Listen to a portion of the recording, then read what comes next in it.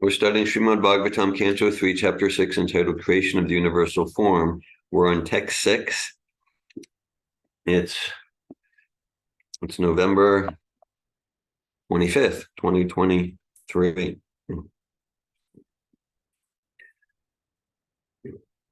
So text 6, Chapter 6, Canto 3. Hiranmaya Sa Purusha Sahasra Parivatsaran Andakoshe Uvasa Apsu Sarvasattva Upabrimhita Hiranmaya Sapurusha Sahasra Parivatsaran Andakosha Uvasapsu Sarvasattva Upabrimhita Hiranmaya Sapurusha Sahasra Parivatsaran Andakosha Uvasapsu Sarvasattva Upabrimhita Hiranmaya Sapurusha Sahasra Parivatsaran Andakosha Uvasapsu Sarvasattva Upabrimhita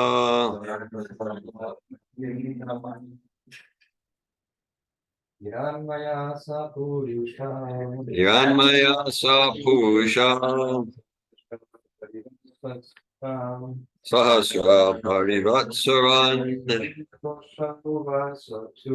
Andakosha Uvasapsu Sarvasattva Upabrimhita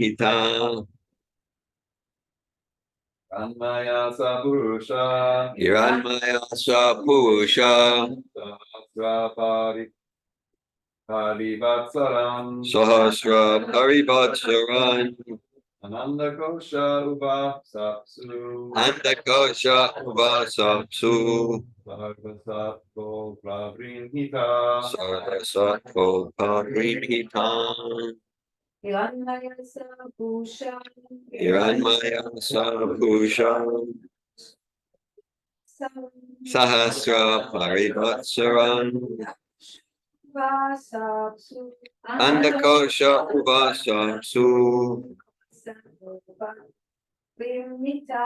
Sarvasattva Upabrimhita Hiranmaya Sapurusha Hiranmaya Sapurusha Sahasra Parivatsaram Sahasra Parivatsaran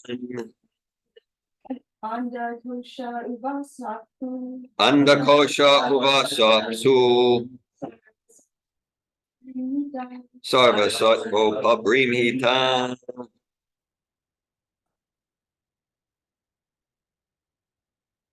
Would anyone online like to lead the recitation of the verse? This is Bhagavatam 3:6-6. Okay, we'll go to the word meanings. Hiranmaya, the Garbhodakashayi Vishnu, who also assumes the Virat Rupa. who also assumed the Virat Rupa. Sa, he, Purusha, incarnation of Godhead. Sahasra, 1,000. Parivatsaran, celestial years. Andakoshe, within the global universe. Uvasa, resided. Apsu, on the water. Sarvasattva, all living entities lying with him. Upabrimhita, so spread. Translation: the gigantic Virat Purusha, known as Hiranmaya, lived for 1,000 celestial years on the water of the universe, and all the living entities lay with him. Purport by His Divine Grace, A.C. Bhaktivedanta Swami Prabhupada. After the Lord entered each and every universe as the Garbhodakashayi Vishnu, half of the universe was filled with water. The cosmic manifestation of the planetary systems, outer space, etc., which are visible to us, is only one half of the complete universe. Before the manifestation takes place and after the entrance of Vishnu within the universe, there is a period of 1,000 celestial years. All the living entities injected within the womb of the Mahatattva are divided in all universes with the incarnation of Garbhodakashayi Vishnu, and all of them lie down with the Lord until Brahma is born. Brahma is the first living being within the universe, and from him all other demigods and living creatures are born. Manu is the original father of mankind, and therefore in Sanskrit, mankind is called Manushya. Humanity in different bodily qualities is distributed throughout the various planetary systems. Om Ganatimirandasya Gnanjana Shalakaya Chakshur Unmilitam Yena Tasmai Shri Gurave Namaha Shri Chaitanya Mano Bhishtam Stapitam Yena Bhutale Svayamupakadamayam Dadati Svapadantikam Bandeham Shri Guru Shruta Padakamalam Shri Gurun Vaishnavamscha Shri Rupam Sugrajatam Saganaragnatam Vitam Tam Sajivam Sadvaitam Savadutam Parijana Saitan Krishna Chaitanya Devam Shri Radha Krishna Padan Sagana Lalita Shri Vishakan Vitamscha Hey Krishna Karuna Sindhu Dinabandhu Jagat Pate Gopisha Gopika Kanta Radha Kanta Namostute Tapta Kanchana Gaurange Radhe Vrindavaneshware Vishabhano Sute Devi Pranamari Hari Priye Vanchakalpata Yubhyascha Kripa Sindhu Bhyevacha Patitanan Pavanebhyo Vaishnavebhyo Namo Namaha Jai Shri Krishna Chaitanya Prabhu Nityananda Shri Advaita Gadadara Shri Vasadi Gaura Bhakta Vrinda Hare Krishna Krishna Krishna Hare Hare Hare Rama, Rama Rama, Hare Hare. Namo Vishnu Padaya Krishna Prestaya Bhutale Srimate Bhaktivedanta Swami Niti Namine Namaste Sarasvati Deve Gauravani Pacharine Nirvishesha Shunyavadi Paschatya Deshatarine. Srimad Bhagavatam, Canto 3, Chapter 6, Text 6. Hiranmaya Sapusha Sahasra Parivatsaran Andakosha Uvasapsu Sarva Sattvo Pabrim Hita. The gigantic Virat Purusha, known as Hiranmaya, lived for 1,000 celestial years on the water of the universe, and all the living entities lay with him. Narayanam Namaskritya Naram Chaiva Narotamam Devim Sarasvatim Vyasam Tatojayamudirayat. Before reciting the Srimad Bhagavatam, which is the very means of conquest, one should first offer respectful obeisances unto the personality of Godhead Narayan, and to Narayan Rishi, the supermost human being, and to Mother Sarasvati, the goddess of learning, and unto Srila Vyasadeva, the author. Nasta prayesh vabhadreshu nityam bhagavata seveya bhagavat utamashloke bhaktir bhavati naistiki. Hare Krishna. Okay, so let's see. Well, one thing that stands out to me. So Prabhupada writes, the cosmic manifestation of planetary systems, outer space, etc., which are visible to us, is only one half of the complete universe. So in the case of there's some things are, so the sight is one of the senses, and then there's of course hearing, and there's smell and touch and taste. All right, so we have our sensory range. And then we get some experience, prajakya. We get some experience from our senses. And the mind is also a sense. Manasasthanindriyani prakriti karshati. All right. And we can get some knowledge from that. It might not be perfect knowledge, but we oh, this is hot, this is cold, this is that far away. Okay, so Prabhupada's indicated, so there's that which is not visible to us. So this is key.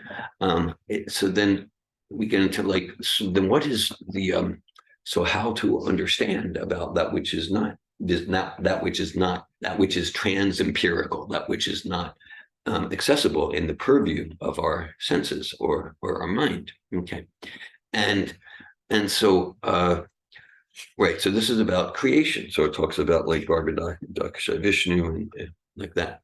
So okay, then so a key principle here is that so knowledge about that which is beyond the purview of all our senses. So who to hear from, who to trust, who to hear from, who to trust for knowledge which is beyond our senses. And quick sweep of history. So like in the pre-modern age, right? There's you trust, you trust the religious authorities, like that. Okay, and then there became skepticism about that. And then because it's a fact that most going on in the name of religious authority wasn't so philosophical, in many cases not particularly pure. And so like then it became like the Renaissance and the modern age with those philosophers like Newton and Descartes and things like that. And they actually wanted to establish God. They wanted to establish God, but not just on accepting blindly, but on rational basis. That led to a slippery slope. But the idea is you trust the empirical method, and trust the empirical, logical empiricism, logical positivism. Yes, so it's not just the senses, but it's we can analyze through an experimental method, which is still based on the senses, but in Sanskrit that's called anumana. It's called anumana, whereas the direct sense perception is called pratyaksha. Okay, and then as centuries went on, there became skepticism about that. Because we could see, like, for instance, oh yes, and through this logical positivism and the empirical science. Okay, yes, and so that's led to all sorts of glorious results. Like we don't even have fresh air to breathe. It led to the Holocaust, which is a very modernist thing. It was very technological. It led to hard to find good water to drink. Whereas, let's say in the primitive age, they had good water. So there became skepticism about, should we really trust this, like that? And so now we can say, I mean, I'm oversimplifying him, but three basic movements in the world, right? There's fundamentalism, whether Christian or Muslim or like that, which is basically like, the pre-modern. And then there's secular humanism, like modern science, like that sort of thing. And the third main movement, like the postmodern green movement and environmentalism and things like that. Three basic movements, and sometimes intersect and sometimes they conflict with each other. Reducing things, but basically we can see things in that way. Okay, and so I'll assert. So Bhagavatam, well, this gets to be a whole study, but Bhagavatam takes that which is truly auspicious of all three, includes it and transcends it. Prabhupada used that term so much, transcendental. Sometimes we use terms trans-empirical. So it's not like, or trans-rational. It doesn't mean it's irrational. No, not irrational. It includes all that rationality can come to, and transcends it, includes and transcends. So yes, I was yesterday in the class, Dr. Hugo, he was talking about, like, so just, okay. So I know myself, like, this principle, about you talk this about how Prabhupada says again and again, thousands of times, we're not this body. Dihinosmi nitadehe komaram yovanamjara tatadehantara praptir dirasta tranamuyati. As the embodied soul continually passes in this body from childhood to youth to old age, the soul similarly passes into another body at the time of death. So sure, it's coming from Bhagavad Gita. It's coming from Shabda Brahman, that pure source. And at the same time, it's a rational empirical evidence. Oh yeah, we've experienced this. And this ABC of spiritual life. We're not the body, we're that. irreducible quanta of consciousness that inhabits the body. Okay, so I went to college and like that, and I studied here and there, and even studied Judaism in the old city of Jerusalem, not just in like the home like that, and like all very fascinating studies, but just basic stuff. We're not the body. We're spirit, soul, and the body changes, but there's some constant identity. So these are things that made sense. That made sense for me, and so I was seeing as I came like out of the 70s into the 80s, and I was involved in like human potential and transformation. It was very enlivening, and I was also starting at that time also started reading some of Prabhupada's books, and I could see that all I was getting that from like personal development, person-centered counseling, which I was very attracted to. And my experience is, oh, okay. I don't need to give any of this up, because everything in Bhagavad Gita and Bhagavatam, everything we learn from Prabhupada, it includes it and transcends it. Whether we're talking about win-win, consciousness and the result, empathy, clear intention, we can just take a basic principle like responsibility. So I appreciated that principle. Oh, yeah, the perspective. I stand 100% responsible for my experience of life and the results in my life. Oh, okay. I remember I would ask the facilitators and the leaders in human potential movement like that. And so, okay, well, how's this make sense? It's got 100% responsibility, sure. But then, so like, how come one person is born to maybe very affluent with maybe caring parents, like that, and someone else is born maybe in terrible circumstances, just atrocious, and so much misery and suffering?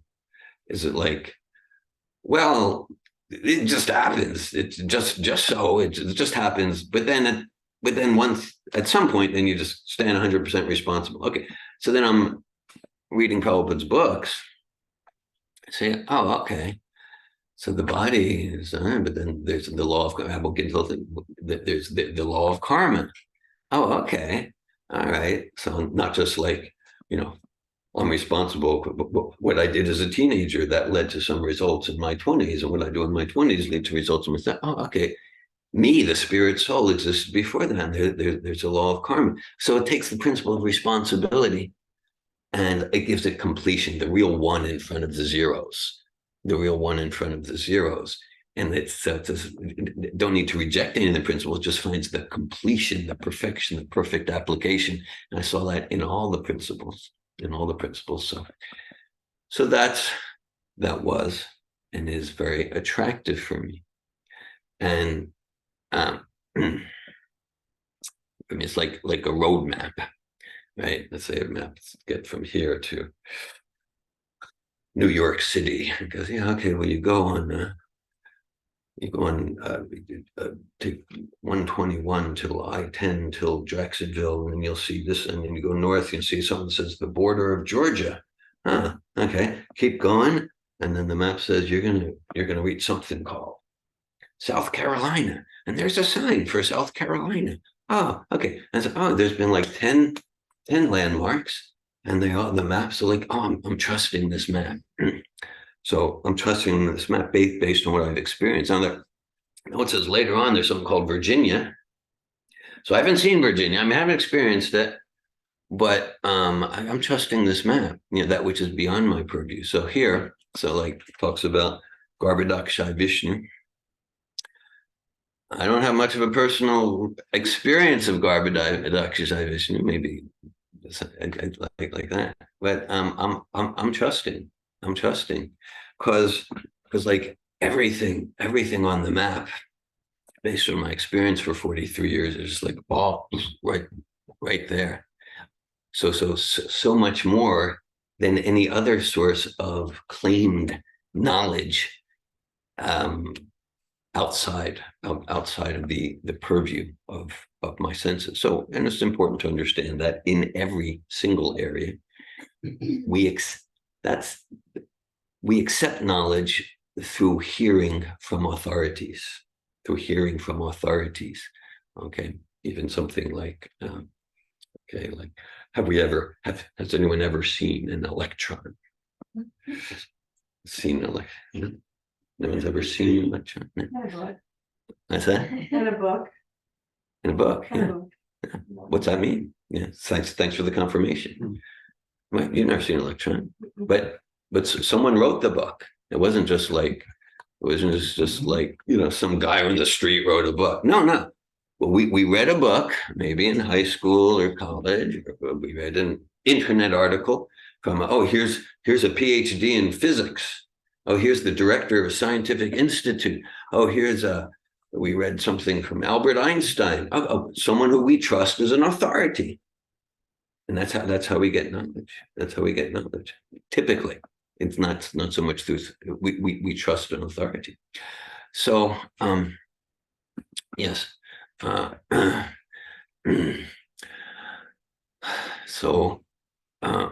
Okay. So then in terms of creation, let's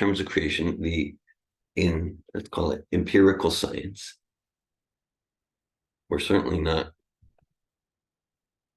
opposed to empirical science, like within the sphere of what can be empirically experienced. We can see, like, okay, through empirical science, so much technology that assists our life.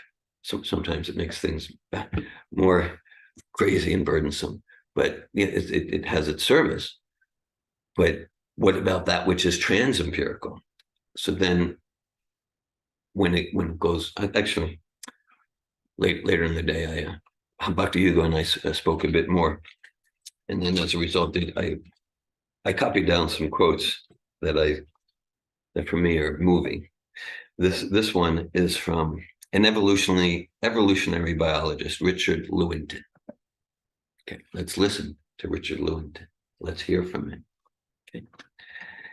He says, "We take the side of science in spite of the patent absurdity of some of its constructs, in spite of the tolerance of the scientific community for unsubstantiated just so stories, because we have a prior commitment, a commitment to materialism. We cannot allow a divine foot in the door."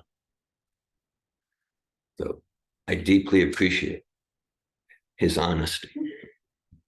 See, because typically here, we are just open to truth and knowledge. Whatever the data, then whatever the data, then we'll process it in an objective way to find truth. We're not attached. But he's saying, no, we've got the conclusion. And whatever data comes, we're going to process it in a way to make sure that it confirms that conclusion. He's the top. So he's saying, we know that in the name of science, there's all sorts of absurdity. We know that we tolerate just so stories means kind of like, why is it that way? Just is. Just accept. Like, I'm the Pope, you just accept, okay? In the name of science. And he said, because we have a prior commitment. We have a prejudice. We've already concluded. And anything that any data, any research results that doesn't affirm that conclusion, we will filter out. So he's saying it.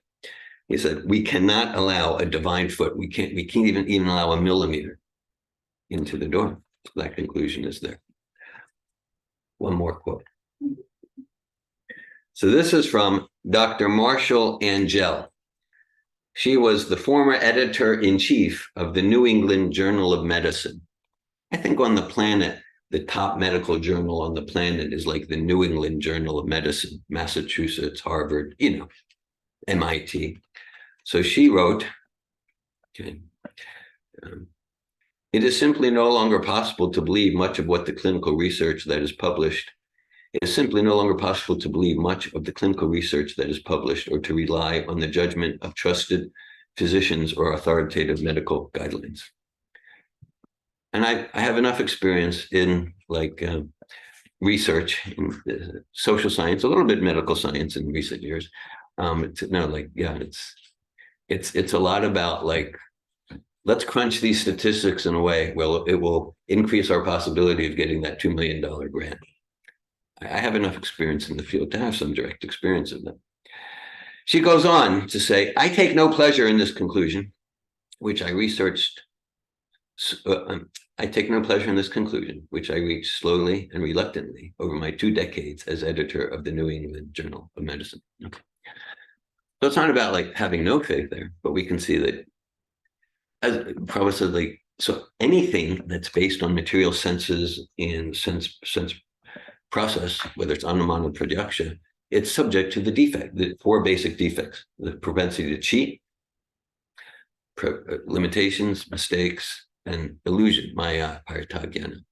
So in the field, for the most part, if we hear about creation, the idea is that we're not going to hear from those sources, empirical, logical, positivistic methods. We're not going to hear that creation started with a person named Garbhodakashai Vishnu. We're not going to hear that. We'll hear there was a big nothing, and then the nothing became a singularity. Ooh, fancy word. Singularity, and the singularity went boom, boom. And then, as a natural result, there were Shakespeare's sonnets. That's science. That makes sense. Rational. Now, everyone, nod your head. Yeah, right, yeah, okay, like that, okay.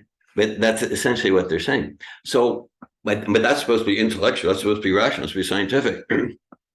Okay, even though it goes against even the basic laws, like entropy. Entropy means that a system, if not applied with consciousness and deliberation, will go to greater entropy. It'll go to more disorder.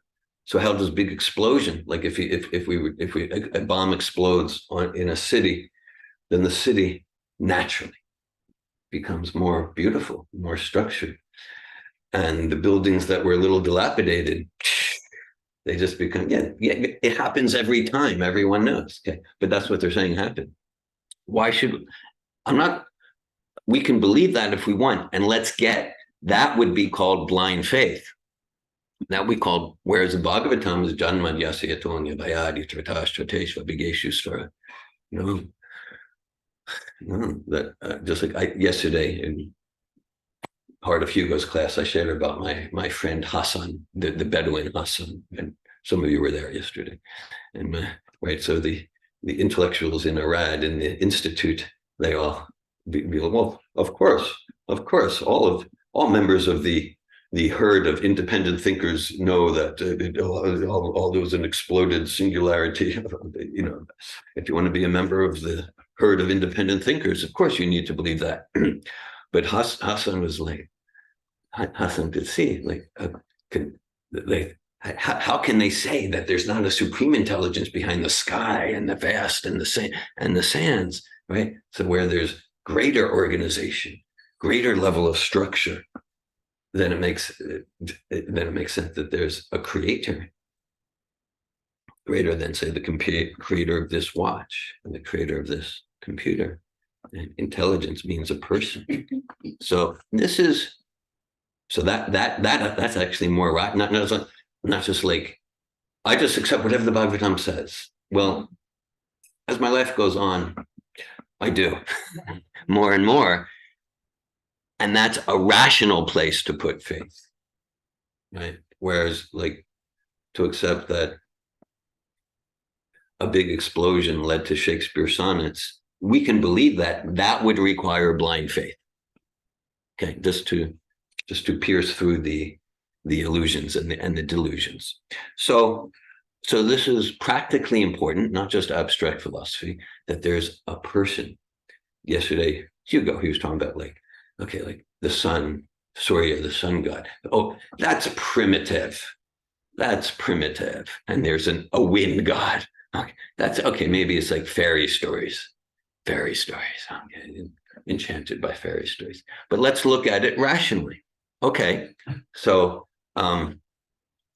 let's say this light bulb, 100 watts, 100 watts. How did this 100 watts? How did this happen? It happened. The wind blew, and then boom.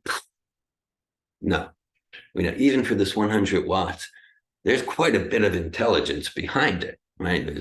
There's an engineer at the electric station, and someone designed the whole GRU system, and someone designed the filament, and there's a lot of intelligence. So how does it make sense that behind that 100 quadrillion watts times a quadrillion and quadrillion, that there's no intelligence? No, it makes sense that there would be a person behind the voltage of the sun that's trillions of times more intelligent than the voltage. So that's rational. That's rational. So Srila Prabhupada, he wrote an offering of appreciation for his spiritual master, Srila Bhaktisiddhanta, and Srila Bhaktisiddhanta appreciated all of it. And one couplet in particular, Bhaktisiddhanta, just from that little poetry, Bhaktisiddhanta said, this Abhay Charan, he really gets me. He really gets my mission. And that poetry is, Prabhupada wrote, absolute is sentient, thou hast proved, impersonal calamity, thou hast moved. Inconceivably elegant and eloquent there. Absolute is sentient, thou hast proved, impersonal calamity, thou hast moved. Let's look at that. Absolute is sentient means possessing senses, means the absolute, the substratum of all existence. It's called Vasudev. But Vasudev, Vishnu, means the all-pervading person. So behind everything is not nothing. Behind everything is not matter. Behind everything is not subtle matter. Behind everything is not even the spirit soul. Behind everything, well, we're getting closer to it if we get to the super soul. But the substratum of all existence is Sri Krishna, the personality of Godhead, Vasudev, all-pervading person. So absolute sentient thou hast proved. In personal calamity thou hast moved. So I see this as practically relevant. Many reasons. One reason is because, okay, I would say, in many ways, it's becoming more and more fashionable to identify as spiritual. I'm spirit, not religious. No,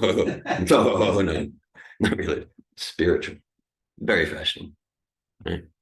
No, not into rules and regulations, but spiritual. Yeah, not like it's just gross materialist. To identify, it's very fashionable.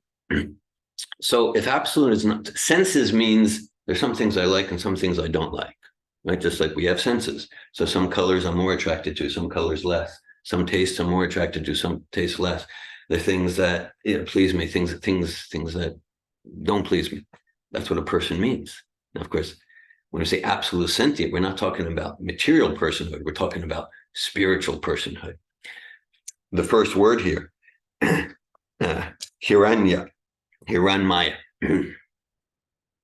So there's an important text in the Ishopanishad. Hiranmayena patrena satyasha pitam mukam tatvam pushana pavrinu satyadharmaya drishtaye. It's just the personified Vedas themselves speaking. And they're saying to Krishna, the Supreme Personality of Godhead, they're saying, please remove your Hiranmayena, your patrena, your glaring effulgence. Because they said this kind of white light, which is an aspect of the absolute, but it's not the most complete aspect.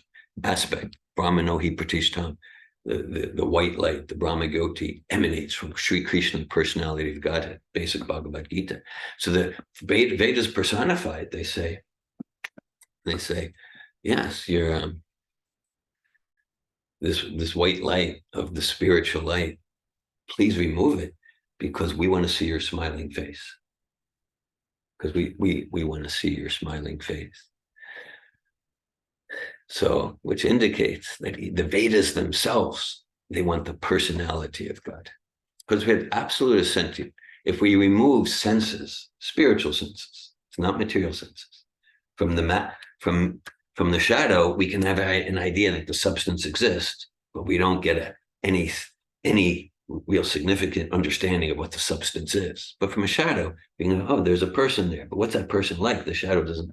Okay, so if we take away the personhood from Godhead, then in the name of spiritual, what's it mean? It means I can just do whatever I want and I get to look good and be spiritual. But it means like there's no one to please. It basically means I can still look good and call myself spiritual, woo-woo. And I can just basically just be a slave to my senses of mind like everyone else. But I'm spiritual. Whereas, absolute sense. Now, Krishna always loves us and he's always full of compassion, complete, absolute. And there are some things we can do that please him because he's a person. Some things we can do that are less pleasing. Just like, okay, a basic example, the parents always love their children completely. And that means whatever the children do, the parents are equally pleased. No. I hear a no. I hear a no there. No. Okay. There's some nodding heads. I can't believe I'm on the Vyasa and you're not agreeing with me. Yeah. Ooh, painful. That hurt. Okay. You're right. No. There's some things that the children can do that are pleasing and maybe endearing, and some things like no. That did not make me happy. That was not. Now, it doesn't mean we stop loving, doesn't mean we stop having compassion, but because we're persons. So the Supreme Father is like that. So this is why this is practical. And that's why, like, in all the pre-modern traditions, you have a person. Even in American Indian traditions, the whole planet. Some American Indian traditions refer to the whole planet as Turtle Island. It's true, because their idea is if you get to the core of the core of the core of the core, you have a turtle. I'm not joking. So, so we see the Vedic origins. Even there was a psychedelic band that lived next door to the devotees in San Francisco in '67, and they did a whole theme album about how at the beginning and end of everything there's tortoises. So they probably maybe they got it from the devotees, 8th canto. So it's the Vedic. You have Karma holding the world on his back like that. So I do. Oh, but that's primitive. That's primitive. If you're really intelligent, then you know that there was a big explosion of nothing that led to it. Okay, so my trust. I'm happy to say my trust more and more as I practice bhakti yoga is in Srila Prabhupada, infallible. Srila Prabhupada is infallible, and so I know that's true. And I'm happy to say I have more and more, I'm not saying I'm full of realization, but I have more and more realization of that. So about every topic, I'm joyful to accept Srila Prabhupada. And so the more that we absorb ourselves in these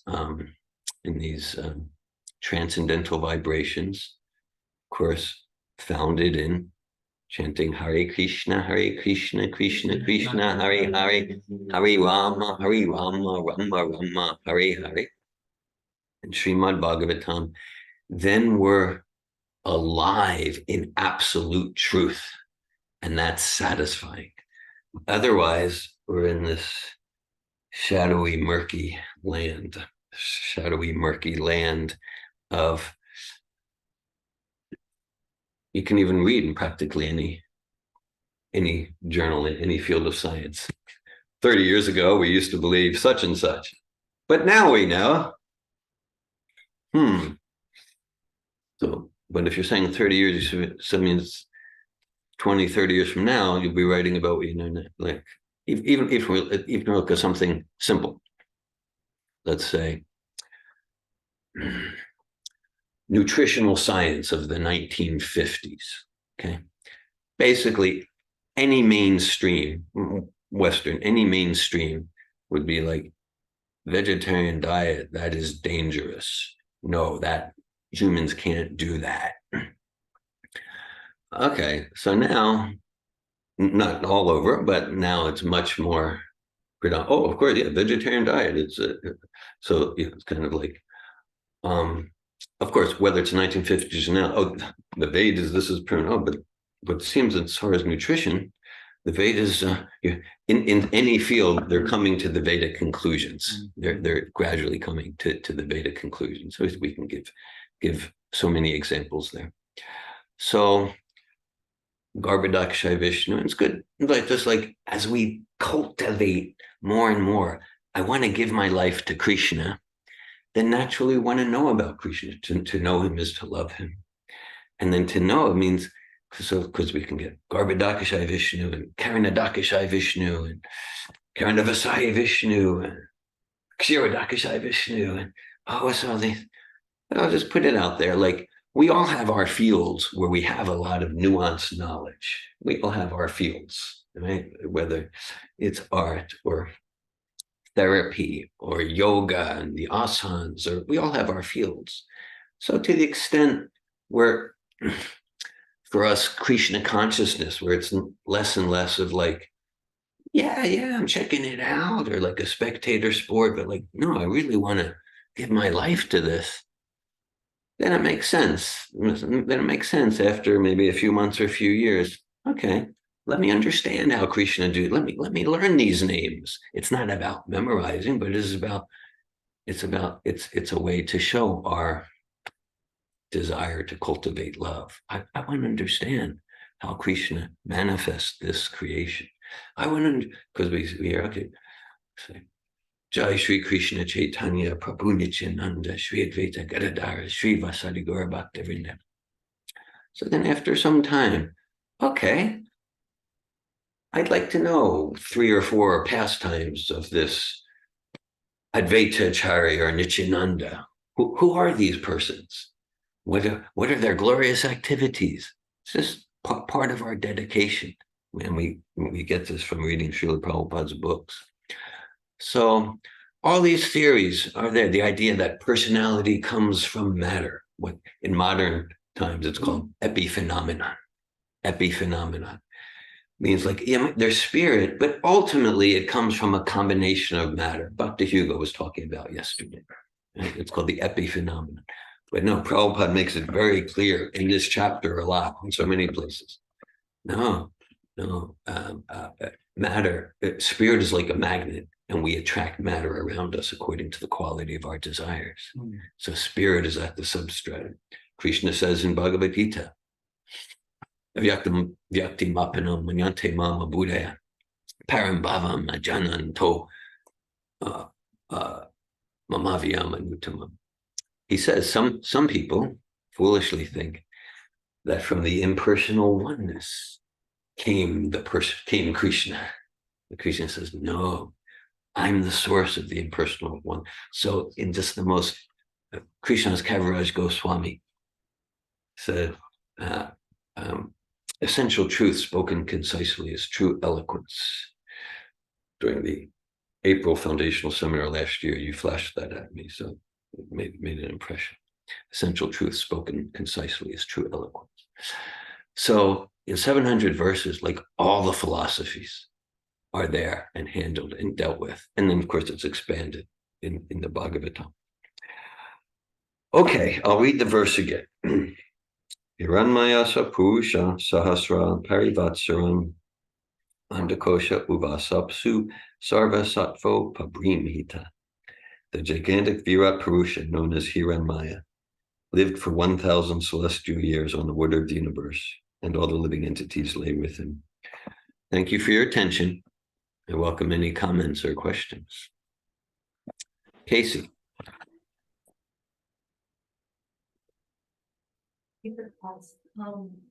So you said we attract matter Yeah. based on like Our intention. our spiritual desire. Yeah. So wouldn't our desire to believe something influence our belief in it? Could you say that again? Yeah, like if we really want to believe in something, Yeah. like could we just be convincing ourselves of like what's in the Bhagavatam? Like if we want to believe really strongly, if our desire is really strong to believe. Like I'm remembering a clinical psychology study on I think it was the participants had cancer and they put them in two different groups, you know, like Yeah. and Right. and focused on, you know, like the affirmations and also prayer. Yeah. That was its own. And then the control group didn't do anything. And there was and like there were significant, you know, statistically significant decrease in like the size of the tumors. Yeah. And so the correlation doesn't necessarily imply causation, but there's like some evidence for the influence of our desire, like a desire to believe in something. Yeah, thanks for that. Since you mentioned clinical psychology, there's, of course, the quote about modern psychology. First, it lost its soul, then it lost its consciousness, and now it's lost its mind altogether. Just thought to put that out there. And it relates to what we read, the ideas to reduce everything to that which is reductionistic, mechanistic, deterministic.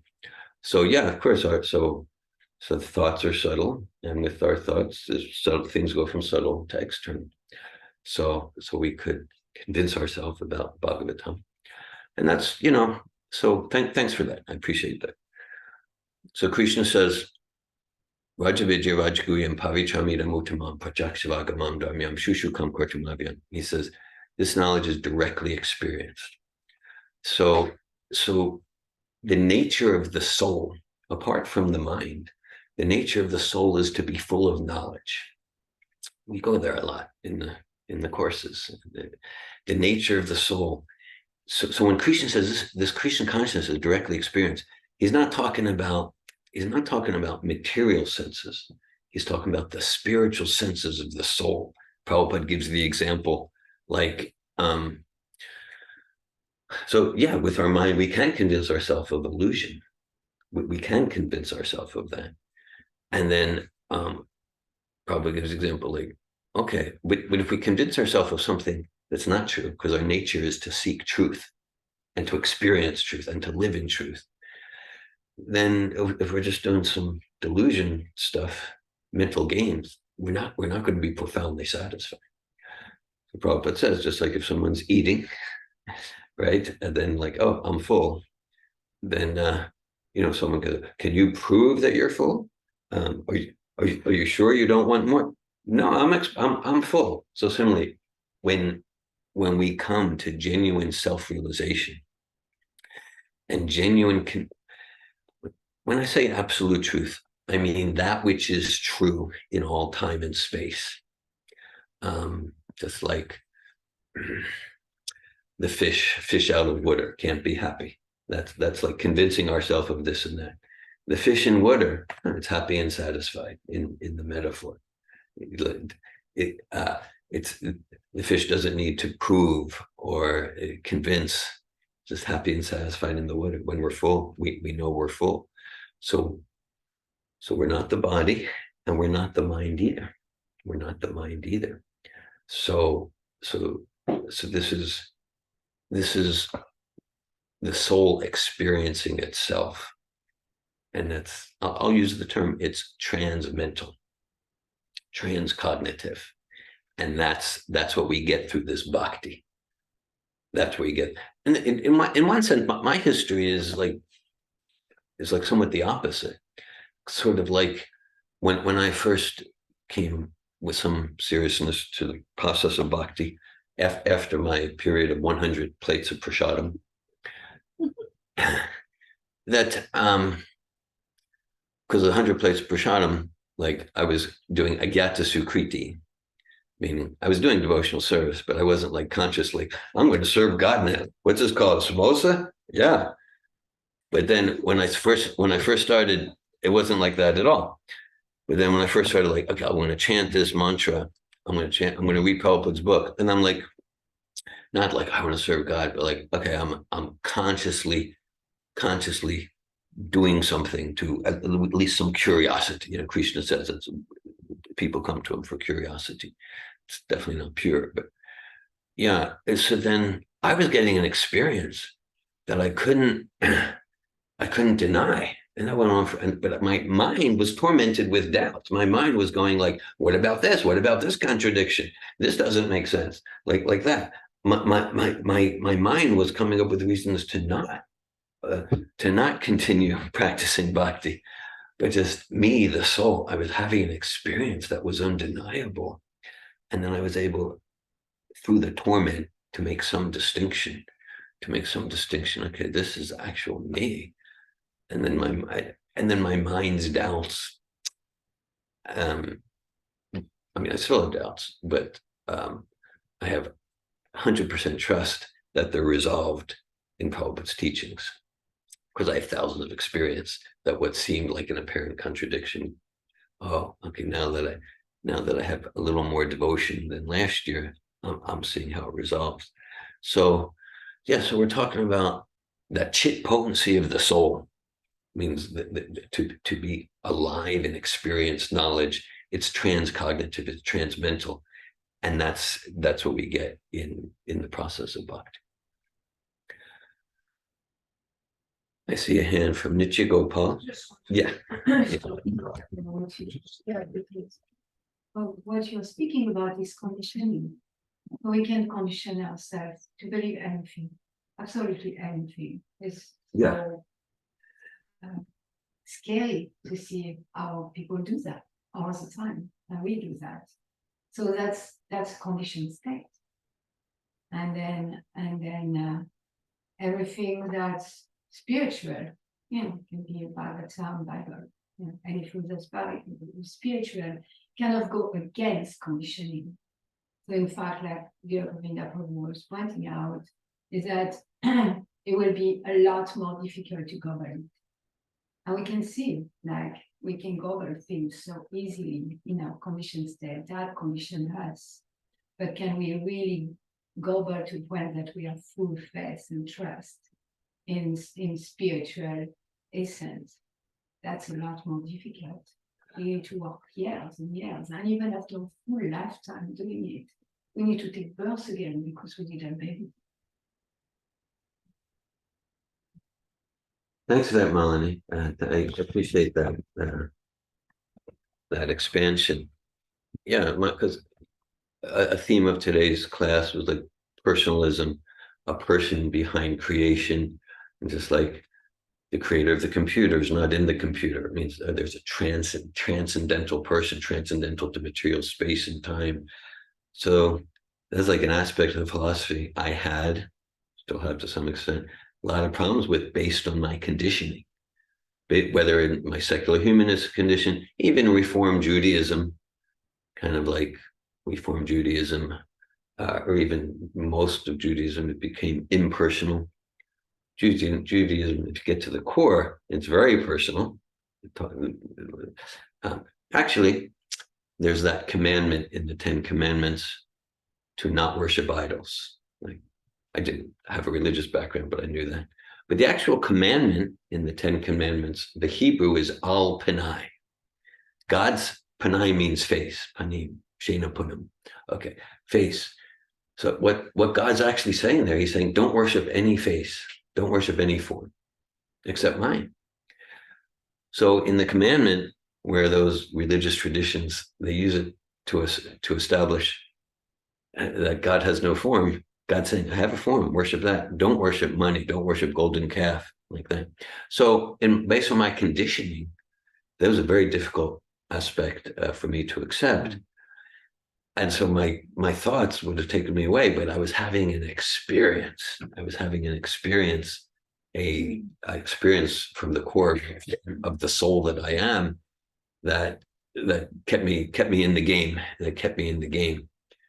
So I appreciate you bringing up, we have this thick conditioning, and then Srila Prabhupada, he's just coming from, I'll use that word, that transcendental place that just pierces through all the layers of conditioning, whether it's in terms of modern science or secular humanism or whatever. hippie philosophy or whatever, just pierces through all the conditioning to whatever extent we're ready to be transformed. Thank you, Malini. Nitya Gopal. Thank you very much, Prabhu, for the very enlivening class, for the very enlivening discussion on the aspect of personalism. I had just one doubt here. You mentioned that the Earth, the universe is being, this planetary system is being holded onto the back of Kurma. Yeah. I also heard that it is Sankarsana who is holding and providing that force of gravity. Could you please help me understanding this? Okay, thank you. Okay. Well, Could you yeah. repeat the question? Oh, well, my understanding, Nitya Gopal, he asked about what I said, like the earth is on the back of Korma. And then he asked about what about Sankarshan?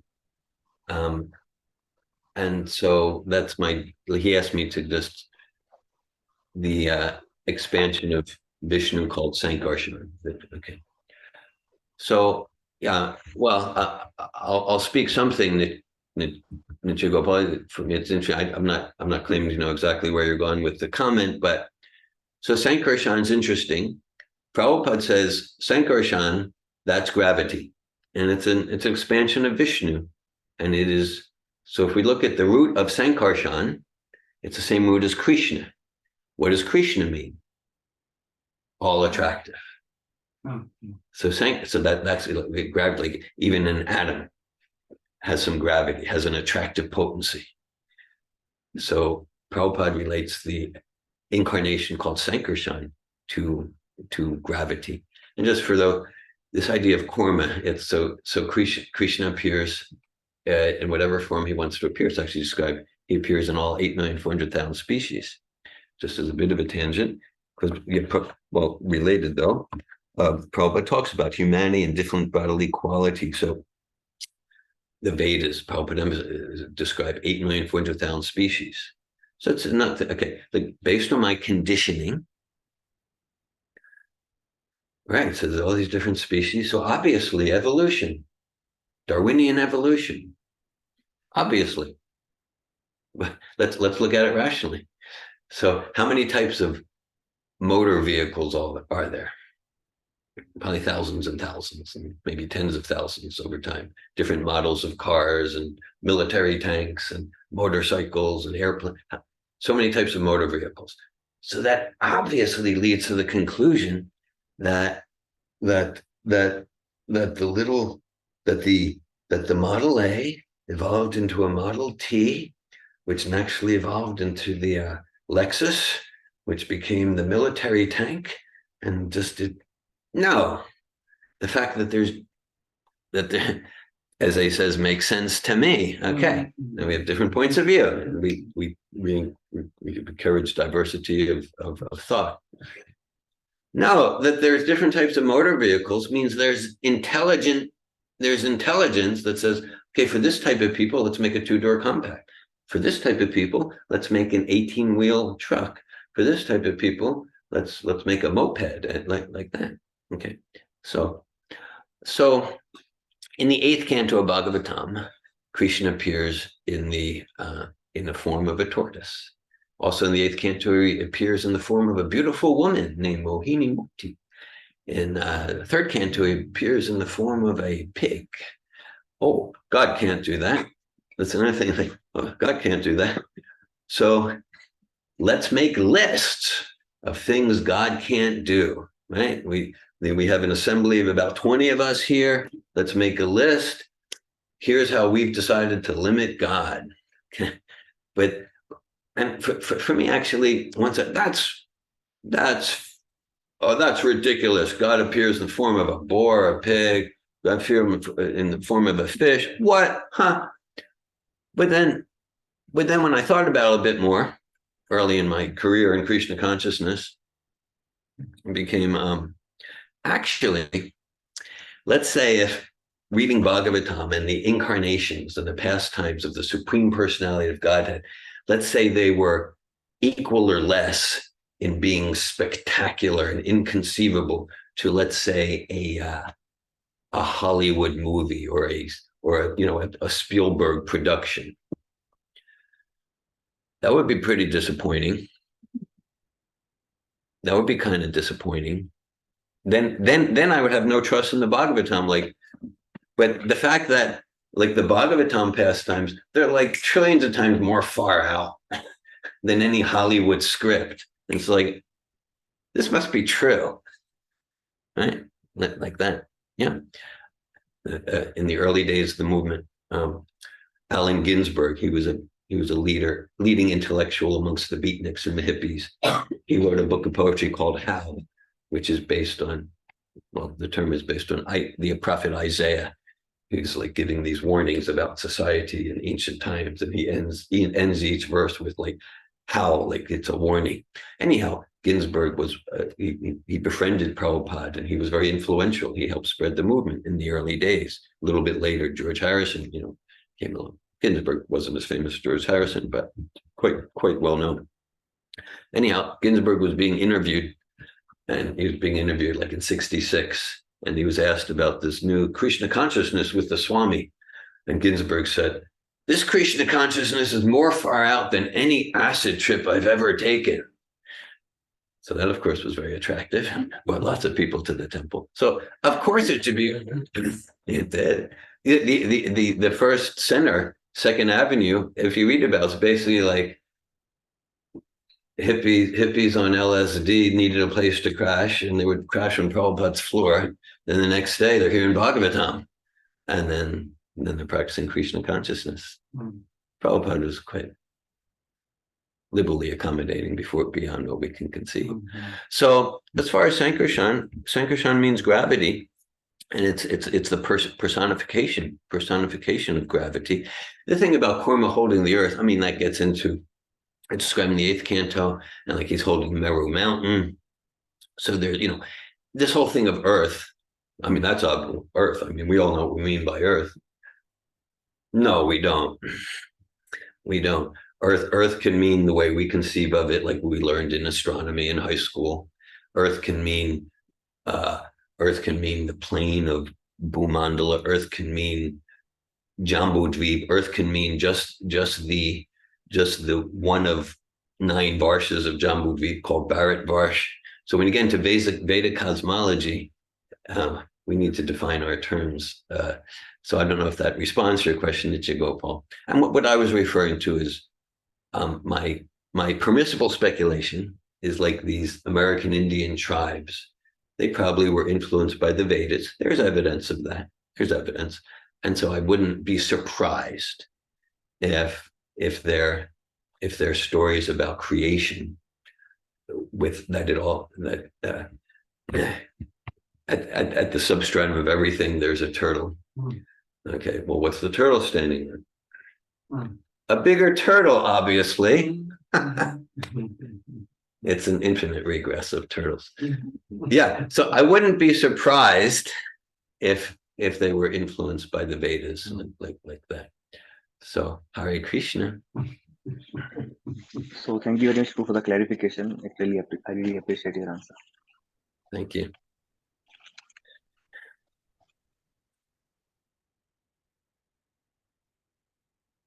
Srimad Bhagavatam ki jai.